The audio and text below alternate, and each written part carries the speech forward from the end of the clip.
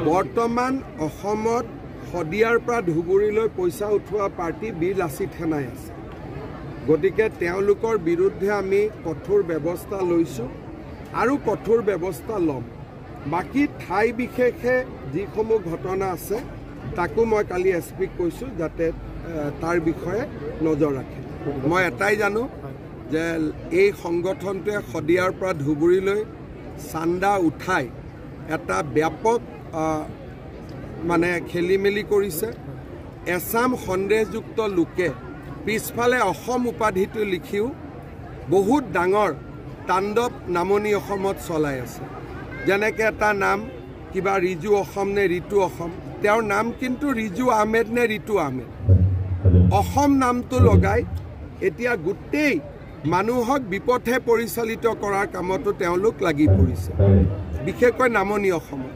গতিকে এই সংগঠনটোৰ বিৰুদ্ধে চৰকাৰ কঠোৰ হৈছে আৰু কঠোৰ হ'ব। বৰ্তমান অসমত শদিয়াৰ পৰা ধুবুৰীলৈ পইচা উঠোৱা পাৰ্টি বীৰ লাচিত সেনাই আছে। গতিকে তেওঁলোকৰ বিৰুদ্ধে আমি কঠোৰ ব্যৱস্থা লৈছোঁ আৰু কঠোৰ ব্যৱস্থা ল'ম। বাকী ঠাই বিশেষে যিসমূহ ঘটনা আছে তাকো মই কালি এছপিক কৈছোঁ যাতে তাৰ বিষয়ে নজৰ ৰাখে।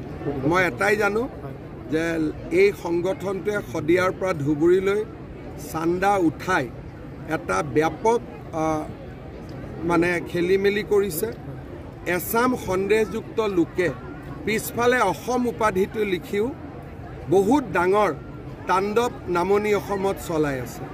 যেনেকৈ এটা নাম কিবা ৰিজু অসম নে ৰিতু অসম, তেওঁৰ নাম কিন্তু ৰিজু আহমেদ নে ৰিতু আহমেদ। অসম নামটো লগাই এতিয়া গোটেই মানুহক বিপথে পৰিচালিত কৰাৰ কামতো তেওঁলোক লাগি পৰিছে, বিশেষকৈ নামনি অসমত। গতিকে এই সংগঠনটোৰ বিৰুদ্ধে চৰকাৰ কঠোৰ হৈছে আৰু কঠোৰ হ'ব।